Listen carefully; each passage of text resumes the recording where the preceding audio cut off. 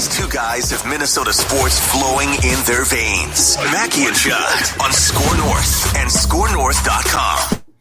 I haven't moved off that since Wednesday. Nothing you guys have said. Nothing you guys have said has convinced me otherwise. The Lions have fought this season. They are not a talented team. They've got a terrible quarterback, and I think their head coach is mostly rah-rah and not as much scheme. But they have fought their asses off. They have not quit at all. And this is a prime opportunity for them with more rest, all of these things, to finally get their first win of the season. The Vikings have been fighting too. The Vikings have not quit on Zimmer. The Vikings have not quit on Kirk or anything. Correct. I think there's some angst. I think there's some tension. But this just feels really bad to me. I tried to tell you guys. Tried to tell Declan. Yeah. Declan laughed all week. Yeah, he did. I told you the Vikings are going to lose to the Detroit Lions. The Lions will pick up their first win of the season against the Vikings. And now you know. Now you saw it. Hey, what did I say? Close game. All I had to do was get a defensive stand. Kirk did his job, okay? All I had to do was get a defensive stand. They win a close game. You said it would be a close game. Laughably, you laughed at the notion that the Vikings would lose the game. You said, no. Your radar is wrong. The Vikings are still fighting. It will be a close game. You hedged. Yep. You hedged. You've watched enough Vikings football. That loss was on the table for a week. And they deserved every single thing they got on that last drive by Jared Goff and Dan Campbell. Mm-hmm. Should we just get right into statements here? I agree completely with that. Okay. All right, let's start with Judd here. It's Mackey and Judd. I don't know if you missed Ventline yesterday. It was fantastic. It was great therapy. I think it's already our second most consumed Ventline of the season behind the Cooper Rush debacle on Halloween. So, Judd, why don't you start us off here? Statements on Mackey and Judd. Okay, I'm going to start off with a positive one. I'm going to start this Monday after a loss to the woeful, feeble, pathetic Lions with a positive statement regarding the Vikings. Statement number one, this was a good loss. This was a great loss. This is a fantastic defeat because, one, the Vikings deserved what they got. So it's not like, oh, man, they played a great game and they lost at the end. What a heartbreaker. And second of all, this imagine this entire season as a paper trail to fire people. And the paper trail just keeps getting stronger and stronger. The documentation in New Jersey from the Wilfs gets stronger and stronger. And now, we've got the Cooper Rush loss, which is a bad loss. The Cowboys are good, but Cooper Rush had never started a game in his life before. Yesterday's a worse loss. And so now there's an accumulation of reasons to not only fire the coach, which I think is a done deal, but also to fire. Today? Do you think it happens today? No. And I don't think it happens. And if they lose to Pittsburgh, there's an argument to be made that they could do it on Friday. And my question remains the same. Why? What's the point at this point? They're done. Like, they don't deserve. Are you really that anxious and eager to slip into the 7th playoff seed? Like, just let it go. Just let go of the rope. But the point is, the paper trail now includes, I think, the GM, Rick Spielman. This allows you to have a thorough vetting of the entire franchise and where things stand. And you know what? Mm-hmm. Sometimes, gentlemen, it's not a you're fired. Sometimes it's a thank you for your service. And I feel that this is a thank you for your service, Rick. Thank you for your service, Mike. But it's just time for change. I don't think this is a contentious bloodletting. Everyone has to go because you're all failures. I think it's run its course. And yesterday's loss, the statement is that was a good loss. Yeah, like it doesn't need to be kick a guy in the ass on the way out, when Dennis Green was let go after 2001, it was, or during the 2001 season, it was all right. There might have been a little bit of a kick in the ass there, but listen, thank you for 10 years of pretty good coaching. That 98 season was fun. Wish you went to soiled yourself in the NFC Championship game, but it doesn't. But you did a good job. Yep, the Mike Zimmer era, it's going to finish above 500. They went to an NFC Championship game. Did they reach the goals that everyone wanted them to? No, but this is like the third game this season where it's just very perfectly crystallizing Yeah, this is probably the end of the Mike Zimmer era. All right, so you covered sort of the Zimmer side of things. I'm going to cover the quarterback. Here's my first statement, and I'm taking this from a loyal listener, Michael, who DM'd me what I think is it's a good comparison here. Kirk Cousins has the highest floor and lowest ceiling of any quarterback, maybe in NFL history. Like even yesterday. Yesterday was actually a perfect microcosm of his career, where he puts up an impeccable stat line. If you go so you watch the game without looking at the stats, and you would think to yourself, God, the offense scored 6 points in the first half against the Lions.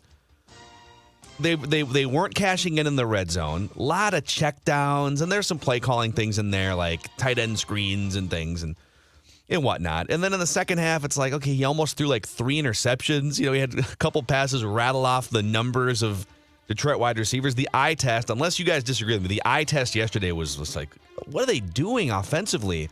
And then they finally pick it up and start scoring points, in part because the Lions gave them ridiculous field position too on that final drive. Right. So eye test, you'd be like, what? Box score, you'd say, holy crap, 340, 2 touchdowns, no interceptions, a 117 passer rating, and a loss, which is his career.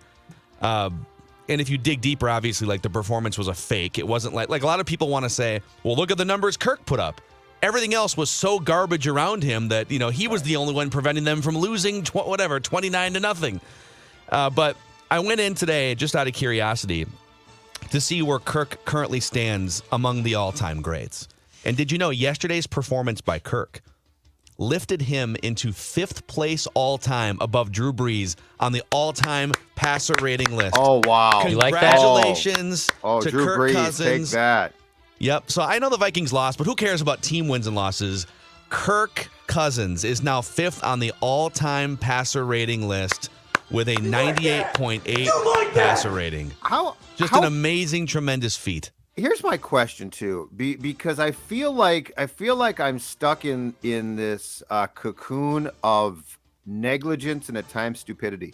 How can anybody who is, and I realize this is not a apples to apples, all of the same people, but if you're a Minnesota sports fan and you are a hockey fan in the state of hockey and you're a Vikings fan, how can you watch Kirk and not see this for exactly what it is? Dude. Ryan Suter spent how long banging you over the head with, my ice time's great. Look at what I'm doing. Can't criticize me, right? I mean, they're the same guy. Suter might be a slightly better player at what he does, but I think they're very comparable. Statistically, they do really well, and they are seen as, oh my God, you got that guy, right?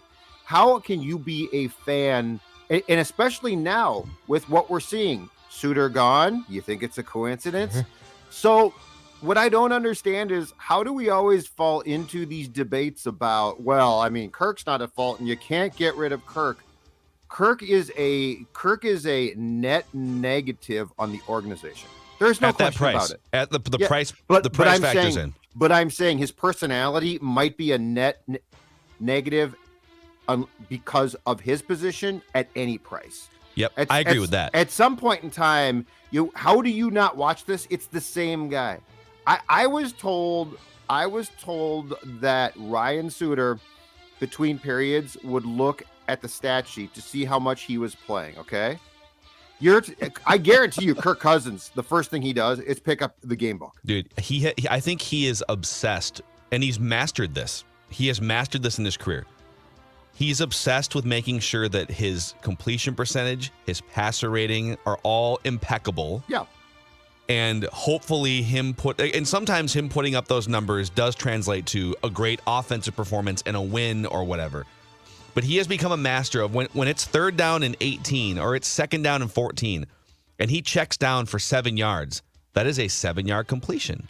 That ups your completion percentage. It ups your passer rating, right? And there's the Kirk Crusaders think we are psychos and don't know football when we say things like this. But here's another one. So, again, he's now 5th on the all-time passer rating list. He just passed Drew Brees. Congratulations.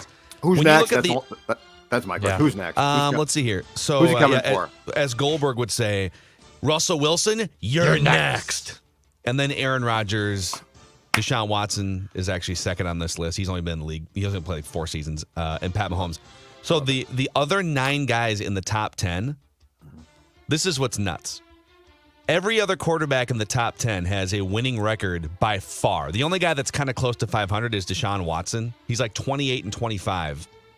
And he actually had a much better record before the 4-12 debacle last year, where the entire team was trying to get Bill O'Brien fired, and that's also a bottom 3 franchise. Like, I want to give Deshaun Watson more than 4 years to see like how his career plays out. So you almost have to put him off to the side. But the other guys on this list, Aaron Rodgers, his teams are 70 games over 500. Russell Wilson, his teams are 50 games over 500. Drew Brees' teams are 60 games over 500. Hell, Tony Romo's on this list. Tony Romo's teams are 30 games over 500 in his career. Yeah, so why is it that Kirk's teams are below 500, yet he's 5th on the all-time passer rating list? And it brings you to the same intersection every time. Either his numbers are more hollow than people would like to think, or his coaches, his teammates, everything around him is just garbage, and he's the only one propping, which a lot of people amazingly think that he's like the glue that's preventing this thing from being a 2-win team. And if that's what you see on Sundays, if that's what you saw yesterday, that he was the Pat Mahomes yesterday, and without him, they would have gotten beat 31-3 inside that stadium, then I'm sorry, but you're an idiot. So that's my statement. He also was checking down when it mattered. And as soon as there was a sigh of, well, we got to come back now. It's comeback time. So the pressure is pretty much off me. He was good. The story of his career is told in moving pictures, not in statistics. It's told in moving pictures. Watch the pictures. Watch the game, man. Watch the game. Look at the score. Look at the time on the clock. Look at when it matters. I mean, there's so many elements. That's why box scores are so often so misleading in so many different ways. 5th all time. Way to go, Wes. Congratulations. Hang the banner. Hang the banner. Way to go. All right, Dex. My opening statement is I hate this year's Vikings team.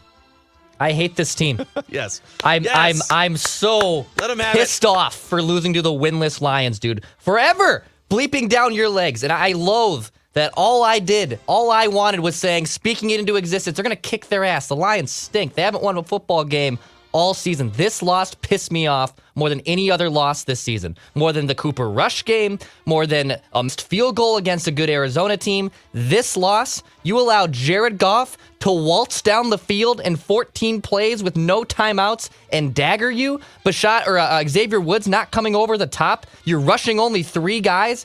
Mike Zimmer, you're the defensive guru, and you allowed Dan Campbell and Jared Goff to beat you. My biggest thing in sports, is beat the teams you should beat. The Lions are beatable. Top to down, they are completely beatable. If you can go 500 against the good teams, great. But kick the bad team's ass. You couldn't even do that.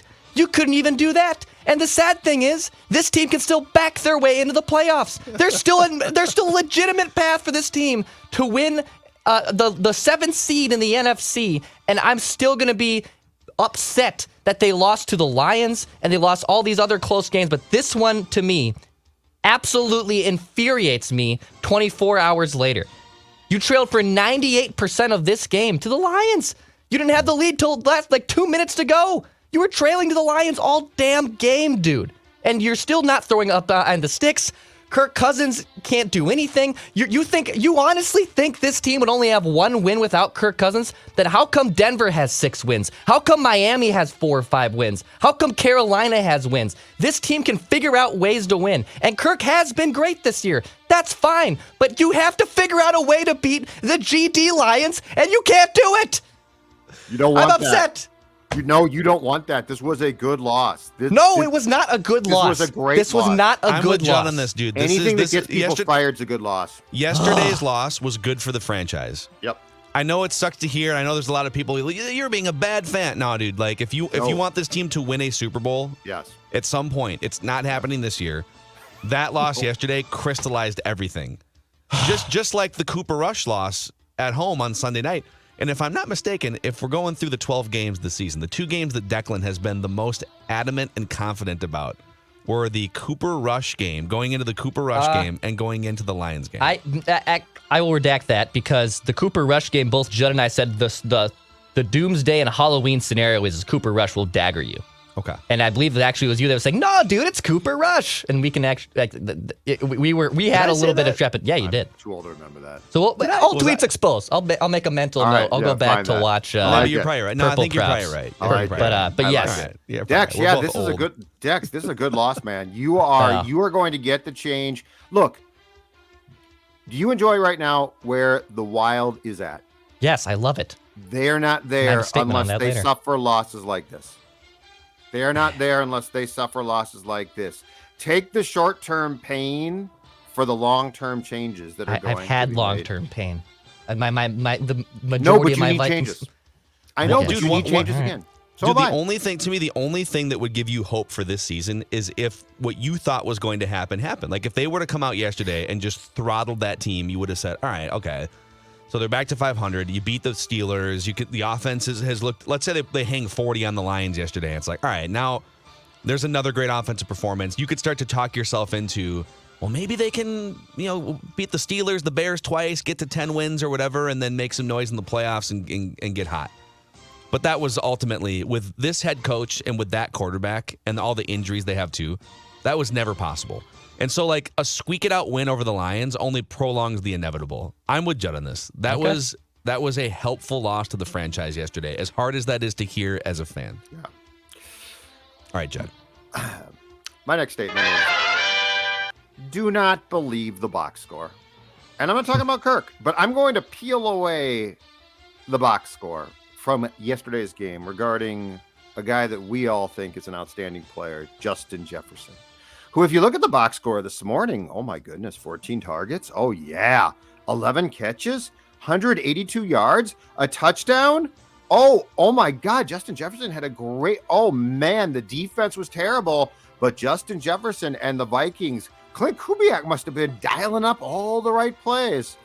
Let me help you out here and peel away what needs to be peeled away to get a proper read on what Justin Jefferson was allowed to do when it mattered most.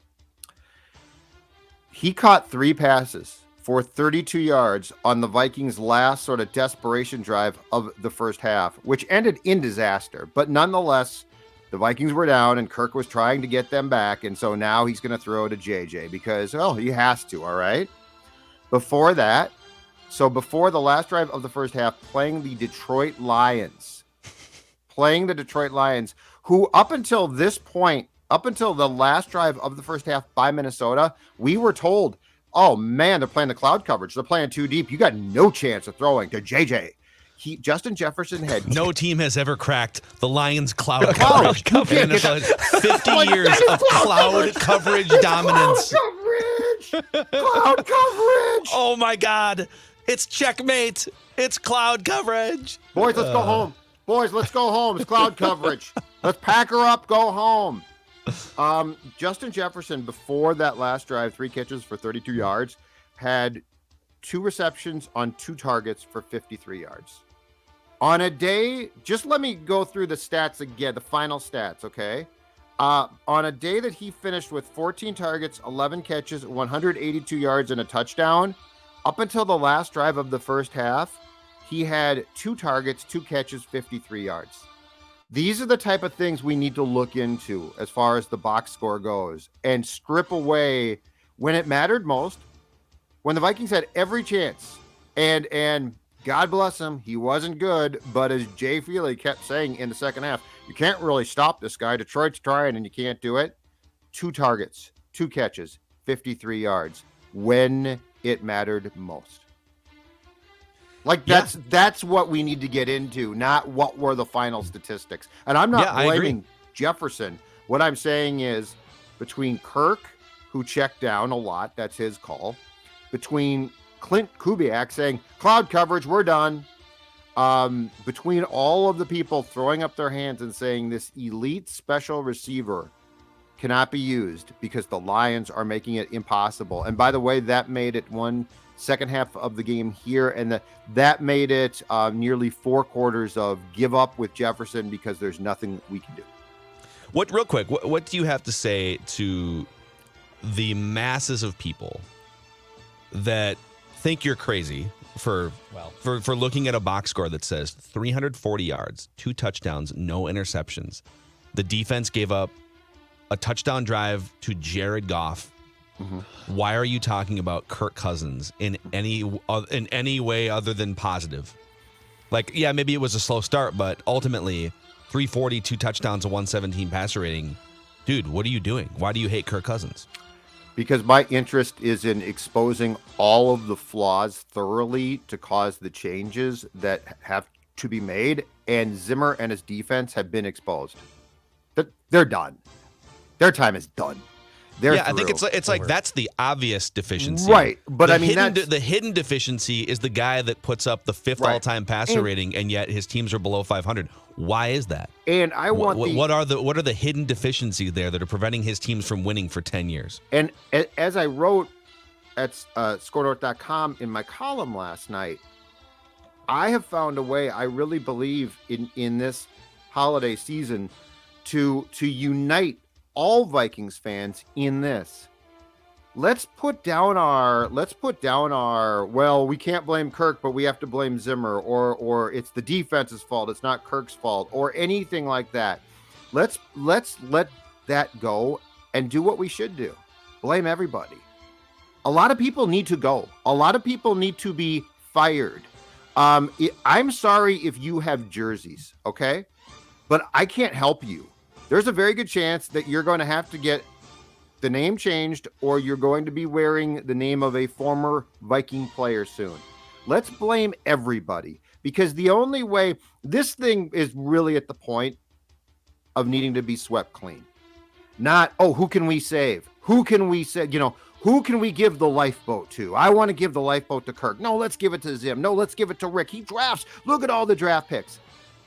Let's drop that. And in a time of giving and sharing and caring and a glorious time, let's all unite to say, no, everyone's at fault here. I'm not going to pick sides. The only side I'm going to pick is of my fellow Viking fan in saying I strive for excellence, and you're not getting that. And there's no reason to try and save people now. There are a few marvelous players left. I agree with that completely. Justin Jefferson's beyond good. And the Vikings have a nice little core group. I think the personnel group's pretty good.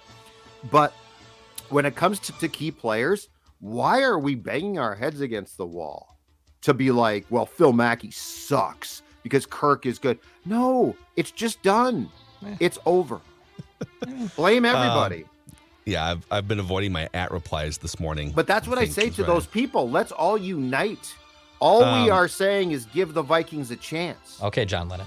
Yeah, easy. All right, guy. Yeah. Okay. My second statement, and I'm gonna touch on defense just real quick here. Mm-hmm. Mike Zimmer was asleep at the wheel on the Lions' final drive. What were they doing? So Jared Goff is one of the worst quarterbacks in the NFL, and furthermore, he's one of the worst quarterbacks when pressured in the NFL. He's rated like 31st, I want to say, against pressure, according to PFF. His passer rating is like 62 when you pressure him. You don't have the horses up front with Everson Griffin out and Danielle Hunter to just get pressure sending 3 or 4. And so they didn't get pressure because they sent 3 or 4 the entire final drive. There might have been one blitz in there somewhere, but it was mostly Goff dropping back, playing patty cake, having all day. It takes him an extra second and a half to survey the defense compared to other quarterbacks. And you give him that time, and he picks you apart. Why are you not sending pressure? Why are you not dialing up exotic double A gap blitzes? Like what, is it because Barr and Kendricks are out and you don't trust your backup linebackers? You haven't coached them up enough to run those same blitzes and get the same pressure? I mean, I was watching that drive thinking, what is Zimmer like?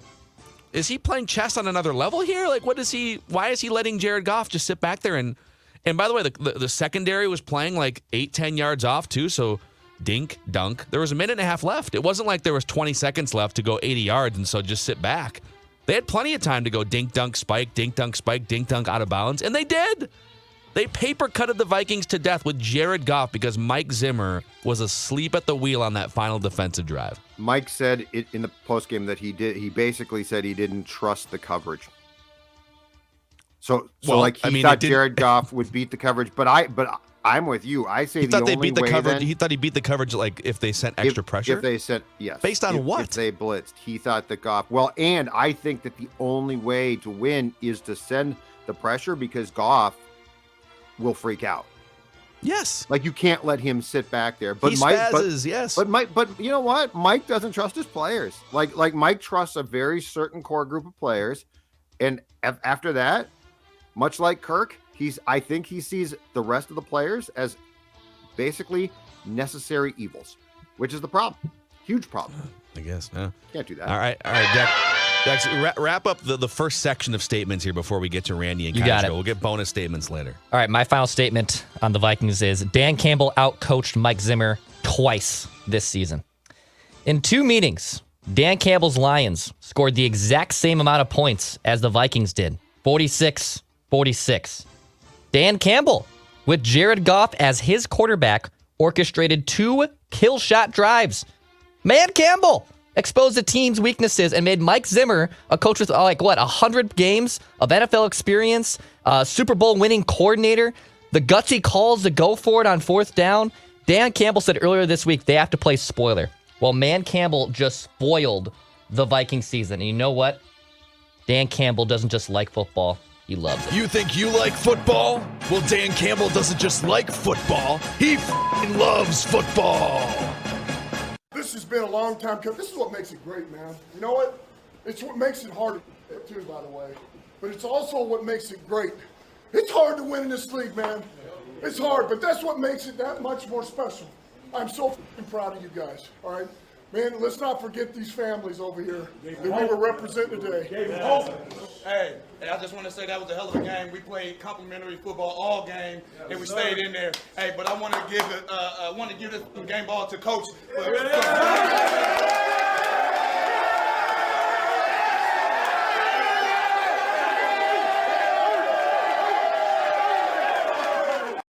Man Campbell, dude. baby. I'm actually like, as horrible of a day as it was for the Vikings on some fronts, like I'm happy for Dan Campbell. That team has not quit on him. I don't think he's a long-term great head coach. I think he's more of like an offensive line coach, just a guy to have in the room, you know.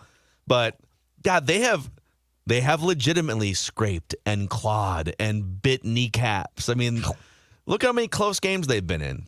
All 4 of their games post-bye, I think, have been decided by like 7 points or something.